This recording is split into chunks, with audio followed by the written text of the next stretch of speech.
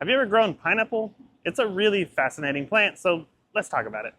Now, this is a miniature pineapple that are grown more as a novelty for being a houseplant, but you can also grow edible pineapple at home if you choose to do so. Pineapples are in the bromeliad family, and you can see the similarities of how they grow, which means that they're both tropical plants and they need to be treated the same way pretty much.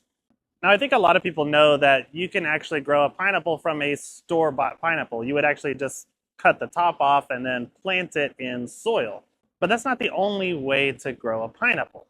Most pineapple farmers actually propagate through pups of the plants themselves. So as the pineapple plant matures, a lot of times it's going to make a baby plant. I've got two examples I'll show you here. So this one's putting up a pup right there. That's just a brand new baby little pup. Whereas this one, the pup is a lot more mature. It's actually almost as tall as the mother plant at this point.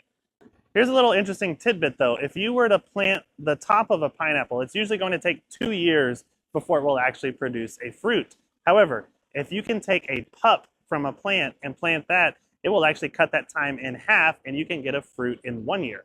Now remember, these are tropical plants, so they cannot be exposed to freezing temperatures. So unless you live in Florida, you're probably going to have to keep this in a pot, which you could grow outdoors, but you'll need to bring it inside for wintertime. They do love really bright light because, well, down in the pineapple farms in Central and South America and in Hawaii, they grow them in full sun.